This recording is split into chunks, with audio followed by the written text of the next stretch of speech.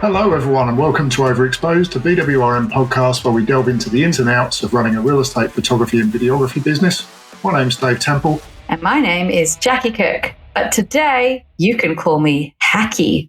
Any guesses why, Dave? Is it because today's podcast is about hacks and tips? It is. It's almost as if we're reading from a script. But anyway, yes, you're absolutely right. We recently chatted to some of our members about the little things that they do that make a big difference to their businesses. And today we'll be sharing those little nuggets of wisdom with you, our lovely listeners. Some of these are quite BWRM specific, but many apply to anybody running a creative business. So if you're listening and you have any more that you'd like to add, please feel free to email them to us at hello@bwrm.com.au.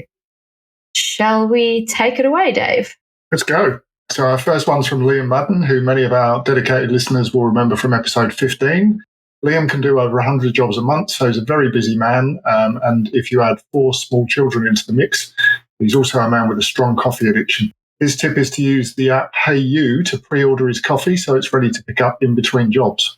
Oh my God, I need to get on that. That is precious time. And it's also kind of a nice little customer service tip, I think, that I've done a few times where you can ring the agent and ask them for their coffee order and bring a coffee for them as well if you've got a bit of spare time. It's, an extra $4 or $10 if you live in Sydney and just goes a long way. Everyone appreciates a free coffee on site, don't they? How does it work? Sorry, you use the app, you order a coffee and I suppose you just skip the queue, do you? So it's already ready, waiting for you. Yeah.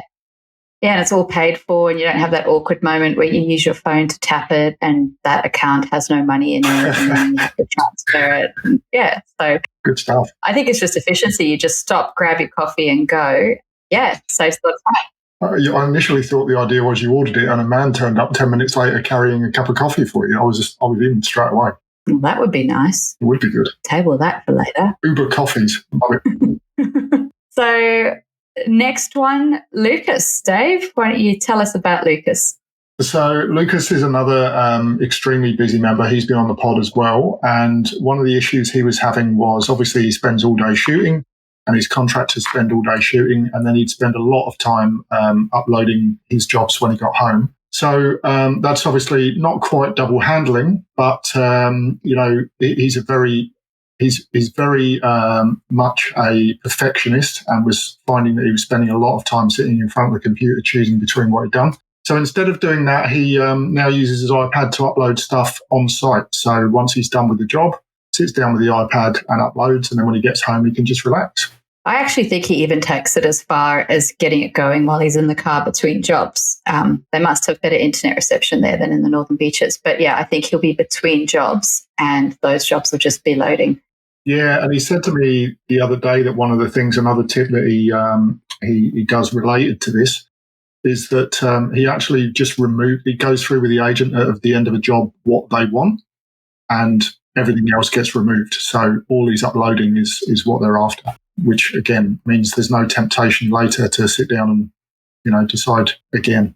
Yeah, that's probably one of my biggest time wasters is not being able to choose which shot I prefer. So, yeah, it's good. Good tip, that one. Yep. Thanks, Lucas. The next one is yours, Jacqui. Now, you do a lot of video. What's your number one productivity tip related to video? Well, I've got a pretty big team of videographers working for me, and something that's helped immensely when booking a job is that booking comes into Meg, who's my virtual assistant. She's a real person, but works virtually. And when a booking comes in, Meg takes note of a lot of the job details, but the main one being actually which agents are supposed to be at the end of the job and in what order. It was a really weird thing where it was one of the biggest things we kept having to do minor changes and send back to the editors is you'd have 2 agents on site, but we wouldn't realize which one was the main listing agent, and they get quite territorial about that stuff. So anyways, booking comes in, Meg takes note of who the listing agents are and what order, and we put that into the notes. So then when the videographers are sending them off at the end of the day, they've got all that information right in front of them, plus anything else, any other job notes. So it just kind of bridges the gap when you kind of grow to a bigger business where you've got virtual assistants and videographers, but you're still trying to maintain that personal customer service. This just stops things from falling through the gap with communication. Yeah, we do a similar thing, particularly on drones, where if you're using the drone to point out locations, and that can be in video as well, getting that detail from the agent first, if they're either not going to be at the job or if they're not likely to remember at the time, just means that you don't miss anything. So you're always shooting the drone in the right direction, making sure you're capturing the locations that need to go in the video or on the photos, and really helps. And also things like, the block size, because sometimes you turn up and it's not, particularly with bigger blocks, it's not entirely obvious whether something's a sort of 1,000 square metre block or much bigger. And if you know what you're looking for, it's a lot easier to make sure you've captured it.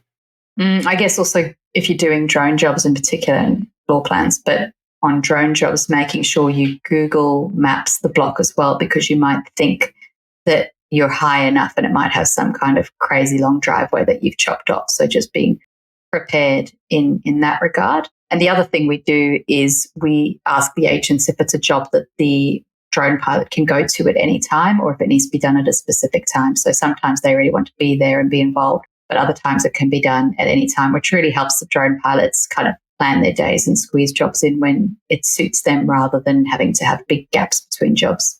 Yeah, and that's particularly important if you've ever worked in Victoria, where the weather can be one thing one minute and something completely different the next. And obviously you want to get your drone jobs done when you can do them rather than, assuming that the weather's going to be great all the time, as we do here in Queensland.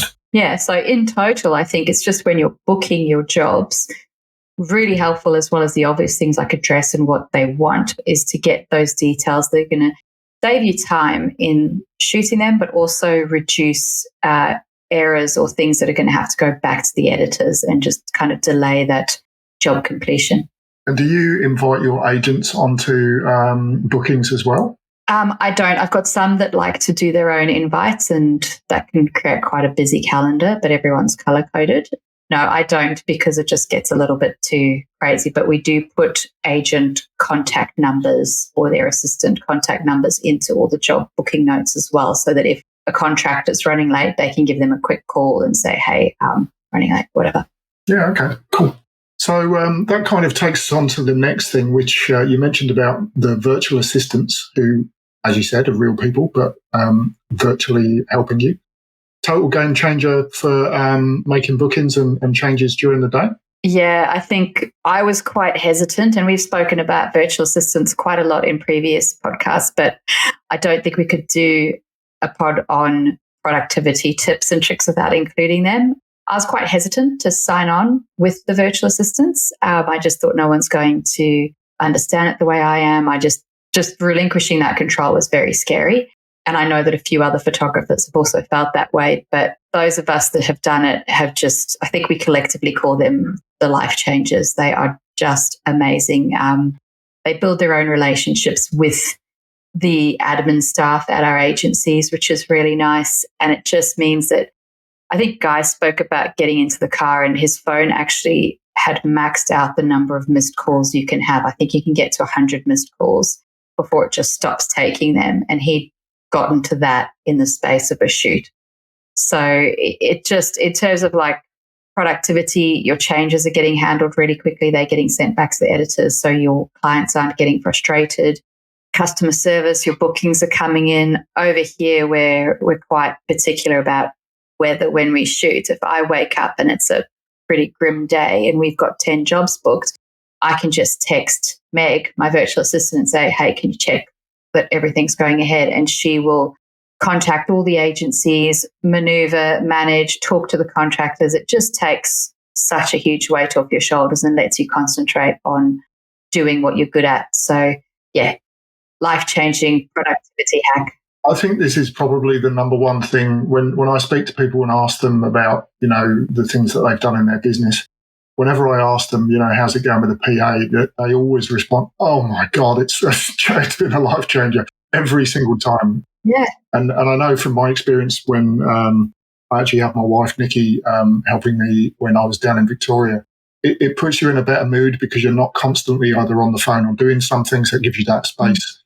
10 minutes in the car between jobs to just take a breath. It means that someone else is building a relationship with the agent as well. So you're obviously hopefully building a more secure relationship because now they like you and, the virtual PA. So it's all good stuff, really. Yeah. And I think just from a customer service perspective, you're present. You're not, even if you aren't answering the phone, if your phone's buzzing in your pocket and texts are pinging up on your iPad while you're doing a floor plan and that sort of thing, you're just going to have a little bit of tension about you because you're trying to manage so many things. It just means you can get to a job, you can focus, you can do what you need to do. The other thing was when I went on maternity leave, nothing changed. Like some of my clients barely even knew. If I hadn't told them, they wouldn't have known. Like the job still came in. They spoke to the same person, same contractors did the shoot. It was, it just makes everything run smoothly and you have that continuity, which is huge. Good stuff. So we got another one here from Liam, which we're suspicious that you may have got from Guy. We don't know where it came from, but it's the ability to access your desktop remotely using, is that Jump Desktop? Is that what it's called? Yeah, Jump Desktop. It's just an app that you can put onto your iPad or your phone, and it lets you connect to your desktop at home. You're a bit like a hacker, I think. You can go in if you've saved an image on your desktop. You have to say "I'm in" with a knowing look when you connect. Yeah, I don't know. Is that a hacker joke? Any movie where they're a hacker, when they finally get in, they go "I'm in" every single time. Do you not know these things? Yes. You're just not part of the hacker community, Jacqui. Yeah, well, I guess so. Maybe just leave the jokes to hacky. So don't worry, guys. There's plenty more jokes coming. So I think you can. So, for example, if you've, downloaded a photo and done something to it, which you don't normally do, but let's just say that's the example, and it's sitting on your desktop and you're booked back to back all day, you can jump in on your phone using this app, access your desktop, and drag it in and load it and do all the things you would. You're basically just controlling your desktop remotely, which is really, really handy and can get you out of a few sticky situations if you need to. Yeah, it's good. Yeah.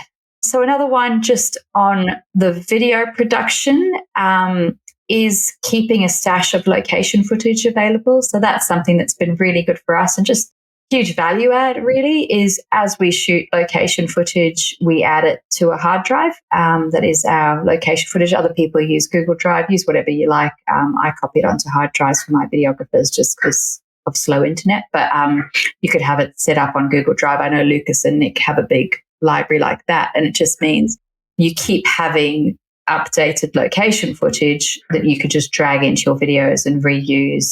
We've managed to then on-sell reels and suburb profiles from that sort of thing. So just a handy thing to have on file to up your video game. Yeah, and I think we've mentioned this before, but when you're first starting, it's a really good way of upping your video skill and giving you something to produce without having to present it to a customer. You can just go out and film in suburb. You get to learn about your suburb and all the good things and pretty things that are around, but B, it gets you a way of, producing something without the pressure of expectation of someone waiting. And you can reuse the clips again and again. So it's all good stuff. Yeah, definitely. So why don't we go on to talk about some of the little things that you can do on site to improve your efficiency. So to start off, we've got a few to do with floor plans. Dave, since I've met you, you've been self-proclaimed floor plan king. Why don't you kick us off? Not just self-proclaimed. I mean, who's going to argue? Well, who would dare to? So I always Google the address and have a look at where I'm going before I get there. This is particularly important if you've got busy days, if you're doing 7 or 8 jobs a day. You don't want to get somewhere and find that it's a 3-story, 16-bedroom house when you've only allowed an hour because you're going to spend a lot of time doing the floor plan. You may well find the previous floor plan online as well, which will give you a good starting point. Obviously, you can't rely on it, but it can give you a good starting point and a good reference. Another thing is that I've recently switched from paper to iPad, which was it's a very hot topic on the BWRM forums is what's better with floor plans. Is it paper or is it an iPad? And I've got to say, and this is on record, obviously, Dave, you were right. iPad is better. It's just more fun.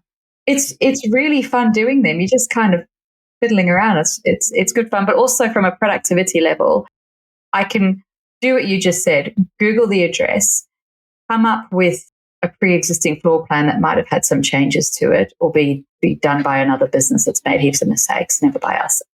You can just make a few minor adjustments, which means your floor plan's taking you like 10 minutes instead of 40 minutes.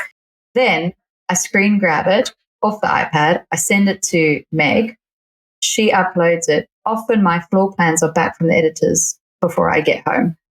It's just so efficient. And I'm not killing trees. So that's also good. Well, and you don't have to go and at the last minute find some more drawing paper because, you didn't realise you'd run out. The big thing for me is, particularly when you get really difficult properties where there are angles or strange shapes, the iPad will help you with that. I remember doing one that was a 2-story hexagon house. And if I'd have been doing it on paper, I could have been there, over an hour, even as the self-proclaimed king of floor plans. But with the iPad, I literally picked up the tool to draw hexagons, drew a hexagon of the right shape, and then just filled in the gaps, and it was done in half an hour. So it's a huge leap, really. Yeah, massive. And also because we have, for those of you of our listeners who aren't BWRM members, we can do our pre-draws as well. So when you book a floor plan, our floor plan editors will actually send you a Google Earth image with the outline of the house. So if you've got it straight on your iPad, you're just filling in the details for those site plans, which is so quick and easy. I was finding that, I was printing that in the morning. You can still do it on paper and pen. All of this is doable on paper and pen. But, having to print them out and then you make a mistake and then you've scribbled all over it. It's just, iPads all the way. Yeah, and that other thing I'm sure we've all been there, you start drawing a floor plan, you get 3/4 of the way through and then you realise the house is slightly bigger than you thought and you've run out of paper and you have to stick 2 bits together. It just never happens. So, and I think, I know you mentioned it already, but that point of the ability that we've got with our portal and the drawing a floor plan on the iPad, you can literally upload on site in 2 seconds and the job's done. But you don't have to worry about it. So something else not to have to do when you get home. Yeah. So there are a few more floor plan ones. So for example, when you're walking up to a property, you can kind of start to look around, really helpful as you arrive, start looking around the property for any weird sticky outputs, funny angles, the things that are going to catch you out on your floor plan. Yeah, it's, I suppose it's one of those things where don't get lost inside panicking that you can't work out what's going on. If you're not sure, just go outside and have a look because it'll become obvious when you get outside. I would say maybe not a hack, but something to keep an eye out for. I think with floor plans, just don't make any assumptions. You could think a cupboard is, 600 mils deep and it ends up being a whole weird hidden room or something like that. So just keeping your wits about you and not making any assumptions. I opened a cupboard door once and found a whole bedroom in it. So definitely worth opening and having a look. We often get those en-suites that are kind of hidden behind sliding door cupboards as well. Yeah, that seems to be a New South Wales thing, actually. I've seen a couple of those. So weird. Very weird. Yeah, I don't know why, but anyway. I opened a cupboard once and found a shower in it. That was weird. Yeah, that is weird. Yeah. All right. So that probably takes us then on from floor plans to shooting. What are some of the things you do on site, Dave, when shooting that you would say are little hacks and tips to help your productivity? So I think one of the main things is when you arrive at the house, the first thing I do is ask if I can have a look around, ask the owner if I can have a look around if they're there. And that essentially means once I've had a look around, it's now my work site. And that doesn't mean I'm going to take my shoes off and sit on the sofa. But what it means is I know that I can walk into any room. I know what to expect. I know how big the place is. I've got an idea of where I'm going to shoot, of what I need moved. I know how much work is involved in getting the shots I need. I can also speak to the agent at that point. If I turn up and it's a 5-bedroom, 2-story mansion and they've booked 6 photos, we can have the discussion before I've started about whether that's, whether they've ordered the right thing or we're doing the right thing. I always shoot bedrooms and bathrooms first because they're easy rooms to shoot and it gets them out of the way. And it also means that while I'm doing that, everyone else in the house, the owner and the agent, can be tidying or preparing the rest of the house for you. The more difficult rooms like kitchens and family rooms where things are lying around. If it's really messy, You can even start with the floor plan so that you give yourself time to get that out of the way while everyone's doing all the things to prepare. Mm. Yeah, I think it falls part of the bigger conversation of just really thinking about where you're going to start, whether it's the easy rooms or perhaps there's some storm clouds rolling in and you need to get outside done pretty quickly, or there's a dog that needs to be let out, or whatever reason. Just planning your shoot that you don't get caught off guard, making sure you get the important shots, and just being efficient with people. And don't be scared. You can, in a nice way, you can instruct people to help you. So as I go around, I'll say, okay, I'll start in here. Do you mind clearing the bathroom while I do that? It'll just keep things running a little bit smoothly. The other thing I do is I start styling rooms as I go. So often, a bit like you said, Dave, you're having this walk around. Often it's with the agent. It's usually with the agent. For me, I'll say, all right, are we shooting this room? Are we not shooting this room? Finding a room that is not going to be shot, that can be the room that we put things in, because often people say, oh, just move things out the way as you go. It means that you're moving a table from the living room into the dining room, and then you shoot the dining room, you've got to move the table again. If you just find one room where everything can go, you're just moving it once and you're not faffing about. But yeah, as I go, I'm doing minor things. I'm switching on the light of every room as I look in it. I'm fixing the blinds. It's just kind of a mental checklist that's going to save me from having to do it later, that doesn't make the walk through the house feel like a total waste of time. Yeah. Basically. And I think also there's probably a temptation, if you've agreed what you're doing with the agent, once you've arrived, you've discussed which rooms you're going to shoot and what you're going to do, then from the agent's point of view, they know you're in control. The owner knows what you're doing. And from the agent's point of view, they can, if they want to, they can, move on to wherever they've got to go next. They don't have to hang around to make sure you're doing the right thing. Yeah. One of the things we do as well, which is another little pro tip, I guess, is if we're shooting a video, right? If you're doing a photo shoot, you can Photoshop the pool cleaner out the pool. But if we're doing a video and they haven't removed the pool cleaner from the pool, we do that straight away and then shoot that area as late as possible given the sun, because you want to let all those puddles that they're going to create have time to dry, because that's pretty annoying photoshopping. And again, in a video, you're not really going to be able to Photoshop that out. So things like that, just thinking about things in that regard. So if you're walking around, this is something we do quite often, is keep an eye out for nice styling objects, like nice plants, nice vases of flowers that you can repurpose and reuse somewhere else, just to zhuzh up a shot. That always works well. And it impresses the agents when you then go into the kitchen and you go, oh, do you know what? It's a really nice plant in the laundry that we can put in that corner. And I think they go, oh, wow, they really care and are paying attention to that. I often wonder if people viewing the images notice that, a plant has been used 3 or 4 times in 3 or 4 different images, but it works. Yeah, we try really hard not to overuse them, not to have the same bowl of apples in every shot. I actually had a vendor recently that was so anti that they went and bought a whole lot of different plants, put them in the garage, and then put Post-it notes on which pot they were allowed to be used in. It was probably, and there's a very high bar for this, but probably the most perfectionist anal retentive owners I have ever worked for in all my years doing this. But in some respects, that's great, right? Because you know exactly what you're supposed to be doing. It's written down, so you just do that. Great. Yeah. But yeah, it really does. If you can keep an eye out for those little styling details, little cushions that can be moved and put on outside chairs, just those little things, those are the little things that will really set you apart from your competition, I think. So, Dave, you're also quite good at keeping notes on additional retouching. That was one of the tips that you sent in. Do you want to tell us a little bit about that one? Yeah, so you find if you're doing multiple jobs in a day while you're at a property, maybe there's something that you can't move from a room, something heavy or something expensive that you want photoshopped out, you'll remember at the time and say to the agent, don't worry, we'll Photoshop it out.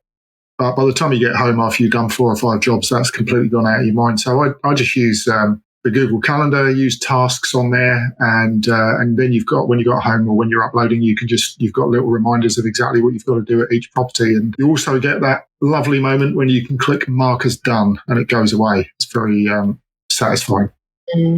Well, it's also something you can do, and this is more for our members, is within our portal, which is quite useful. I use this as I pre-populate my agents' notes with specific things they like or don't like. So I've got one agency that insists that there's an image of a forest on every TV screen. It's just their thing. So in their notes, it's automatically written to the editors to please add an image of a forest onto every TV screen. That means I don't have to remember to do it. Contractors don't need to do it. It automatically goes onto the brief for every single photography job. Using that system is also pretty handy. We've tried to create the portal around saving people time, making it efficient and doing things like that. So it's good to hear. Yeah, thanks, Dave. Things you've done right. Good job, Dave. Good job, Dave. So then I think that takes us to a few invoicing hacks. So the really obvious one, or it seems obvious, but it actually took me a while to do this, was to invoice as I delivered a job instead of waiting to the end of the month and you have to invoice a whole lot of jobs and you can't remember what you did or if there was a special price agreed or anything like that. You just invoice the job as you deliver it. It also means the agents will get the invoice immediately. It's going to make your cash flow a lot better because you're not adding, 2 to 3 weeks onto the time it's going to take between job versus invoice terms ending. So yeah, that was a big one that's made a huge difference to me. Just cash flow and time saving and all of that stuff. Yeah, I think one of the things that puts people off invoicing straight away is that you feel like, here's your stuff, give us the money, and that can feel a little bit grabby. You know what I mean? At the end of the day, you have done the job, and if you've ever used a plumber or a builder or whatever, that's kind of how life works, right? You've done the job, so here's the invoice, and so people expect that. But we've also, going back to the system, we've built into the system the way it works that you can create the invoice, but it won't necessarily go straight to the client until you're ready. So you can still have that mental tick in your brain to say, I've done that, and it not land, straight on your agent's email list straight away. Yeah. Well, I've actually had agents, I thought it might be a bit grabby, but I've actually had agents say how much they like that they don't have to chase it because most of them are using vendor paid advertising. So it means they can manage their cash flow as well. They can get that invoice straight to the vendor. Here are your photos. Here's the invoice. That thing's just another job ticked off for them. I've won clients off agencies purely because previous photographers have taken too long to get their invoice and get that admin. And it's just added this kind of headache that they've had to then chase up. I've never had anyone complain about getting an invoice too quickly. They just get it done then. For me, it just seems, I remember when I started, it kind of seemed like they were sitting back in their chair looking at my lovely photos and, for hours on end, in my head this is. And then, suddenly you're presented with a bill while you're still enjoying the experience. But, I mean, it just isn't like that. So get those invoices out there, and the sooner you get them out there, the sooner you get the money. Yeah. The other thing that's been really helpful to me, and I don't know if this was you that taught me it or Nick, Dave. So let's wait and see what it is. If it's good, it was me. You can find it out later, but it's basically within Xero. So listeners, we're all at BWRM, we're all running our businesses through Xero accounting software, which links through to our portal. But within Xero, you ordinarily can have just sales set up, and that's your only accounting code. But what you can go in is what you can do is you can go in and create different accounting codes. So you can create a code for photography, one for video, one for floor plans, which you can then link into our system. And then what that means is when you're analyzing your business at the end of the month, you can really clearly see where the bulk of your margins are coming from, what you're doing the most, where you could be doing more cross-sell. It just gives you a much clearer idea instead of saying, oh, well, I've invoiced overall this amount. You can see really clearly what your biggest products are and where you can actually add more products. Was that you, Dave, or was that Nick? I don't want to claim any credit from Nick, but I have been doing that for a very long time. So there's a good chance it was me. Maybe Nick's doing it as well. But it is a great tip because you're right. If you don't know where the money's coming from, you don't know where the problem is if the money stops coming in. And you obviously want to retain a balance in your business as well. So you want to make sure you're making money from all of the products if you possibly can. And I'm not sure if you do the same, but I also separate the costs at the end of the month by production. So you can measure your income by product and your cost by product as well. So again, make sure you're still making money and where it's coming from. Yeah, exactly. No, I think that's really, really valuable. It's been a big thing for you. And it's fun. You get to see your stats. And I think we talk a lot about cross-sell. I think, I can't remember what podcast we talk about it in. But if you look at your jobs, right, and you say, okay, well, I've invoiced $5,000 worth of photography, but I've invoiced, $100 worth of floor plans or whatever, there's a real opportunity for you to build up your floor plan invoice if you could upsell every photography job. And it just gives you that little motivation when you think of on-site, oh, well, if I did a floor plan, it's already going to add that much money to my year. But when you then look at it in relation to percentage of photography jobs you're doing, all of a sudden it becomes really valuable to you. And it's also about reducing risk. If you're only doing photography, if someone finds a new photographer, then all of your work's potentially gone. If you're doing photography and floor plans and video, they've got to find someone who can do all of those things. Or if they find someone who can do one of those things, you're still in there with two. So, yeah, the more you know about your business, the better, really. Yeah, definitely. Another hack that's made a huge difference to me, which again seems like a really obvious one. So I don't know if I'm just slow to the party, but I've set up a folder on my Gmail for remittances from agencies. Often they'll pay a whole lot of invoices in bulk and they'll send you a remit and you'll read it. And then, 3 weeks later, you'll go back and you'll be reconciling your zero and you can't remember what's been paid for what. I just set up a folder with the remits in them, leave them on unread until I'm there ready to reconcile my invoices. And it makes the reconciling go so much faster because I'll have, maybe 10 payments to match. There'll be 10 emails, 10 PDFs, and it just goes done instead of having to search them, make sure it's the right one, all of that stuff. That's been really, really useful and a huge time saver for me. I like that, but all I could think about while you were talking about Gmail was my favorite thing in Gmail ever, which is the snooze button. Do you use a snooze button? No. Oh my God, it is literally the best thing ever. So let's say you get a bill and you get your phone bill on the first of, the month. Mm. And it's not due for another 2 weeks, right? So what happens is you go, oh, look, the phone bill's due, not paying it until it's due, and then it goes down your email list and disappears off the bottom and you never see it again. When you receive it, you see that your bill's due on the 15th and you click snooze and you say, send this email back to me on the 14th. And it goes away from your list, and on the 14th it pops back up and you go, oh yeah, I've got to pay, done. It's the best thing ever. Oh, that's cool. So good. I sort of manually do that, but it gives me time to do it when there's enough money for cash flow and that sort of thing, where I have so I've got my remits folder where unread remits are ones that haven't been reconciled. And then I've got my invoices folder. So my contractor invoice or just any bill that comes in basically goes into that folder, stays on unread. So I can just look next and say, right, I've got 9 unpaid bills. I've just had a big chunk of money come in. Let me go and clear all of those or that sort of thing. And then once it's read, that means it's paid. So I just say click and view only unread bills, pay those, and it's done. You could also potentially do that straight in Xero. As soon as you get the bill, put it in Xero as a bill, and it will do the same without the need for a folder. But yeah, I don't bother doing that. Because I just like to have it all in my Gmail. But yeah, lots of different ways to be efficient. But I think the main thing is stay organized. Don't just leave your bills floating around in your email of 500 emails or something, because you'll miss them and you won't know what you paid and what you haven't. And yeah, it just gets a bit crazy. So yeah, good tips there. What is next?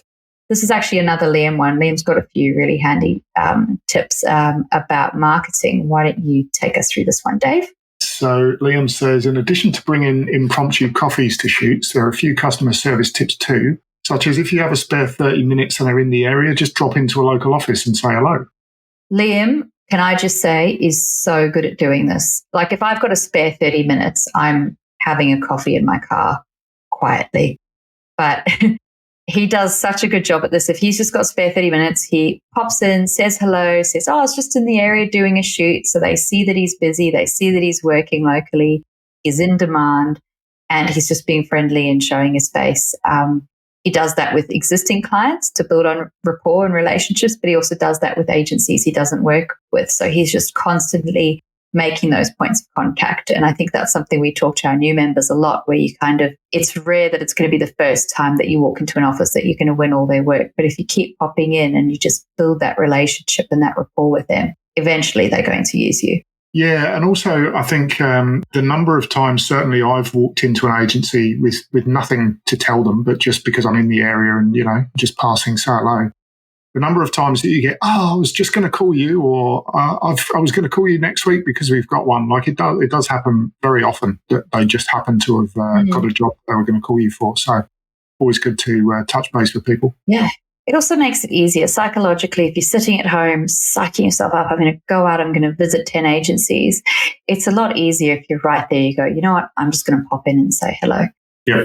It's just easy. It takes kind of the threat out of it, I suppose. You should be doing both. But yeah, very handy tip that, and hugely valuable. And I think every time you talk to an agent, it's an opportunity that they might have a job for you. So you kind of can liken it to buying lotto tickets, I suppose. I'm not very good at analogies, but you could buy one or you could buy 10 or you could buy 100.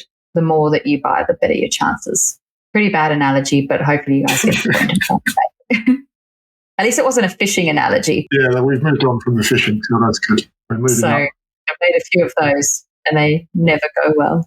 Yep. I think another thing that I do, and again, this is just about finding incidental excuses to boost your customer service. So on one hand, yes, absolutely, you should be booking in days to go marketing. You should be booking in meetings regularly with your existing clients to make sure everything's going smoothly and to see where you could be improving or talk to them about new products. But I think incidental contact is as important. You should be doing both. And one of the things that I do quite regularly, not all the time because it would get very annoying, but if I'm doing a twilight and the agent and I are just kind of standing around waiting for it to get to perfect light, I will say, hey, you had a photo shoot with one of my contractors. How did you find them? Are you happy with them? Is there anything they need to be working on?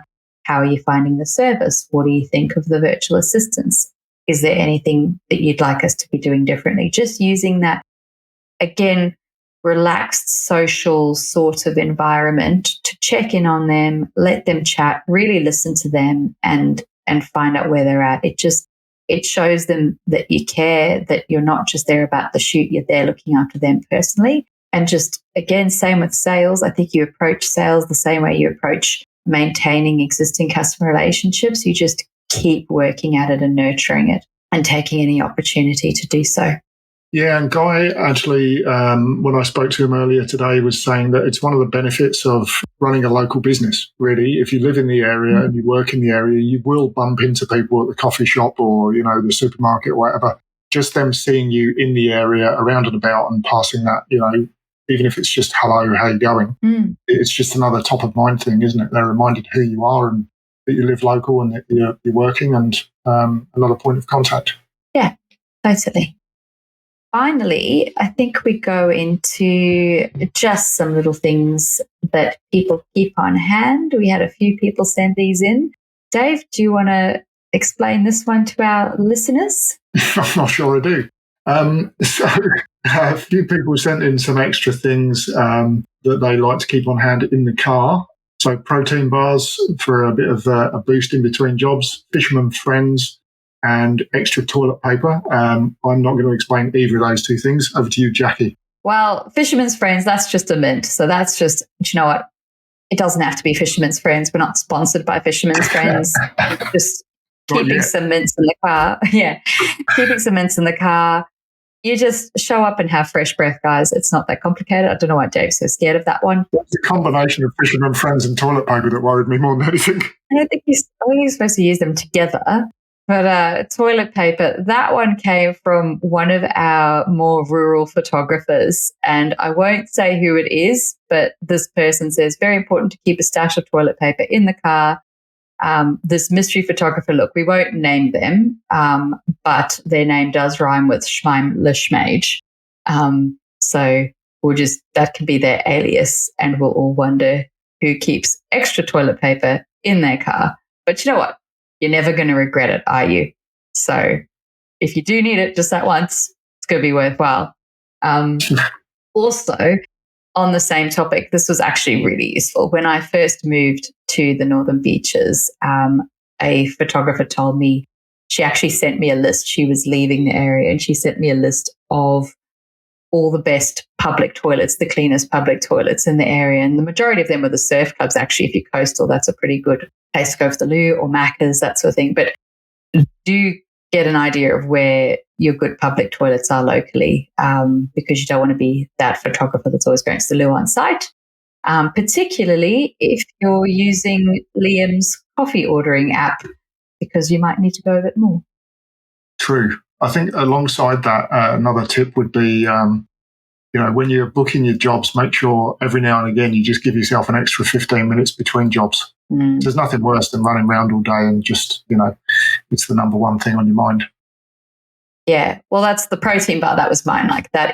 I've recently started doing it, and that's been huge. And for some of my particularly big jobs, I've had a couple of really big, jobs that take most of the afternoon. I'll bring a protein bar for the agent too, and they bloody love that, because they get hungry too, guys. Your agents get hungry too. Cool. So I guess on that note, Dave, do you want you can finish this if you want.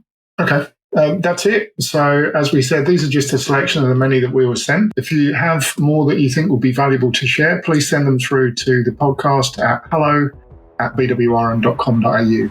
Yeah, we'd love to share them. And thank you for listening. We will chat to you next time. Bye. See ya.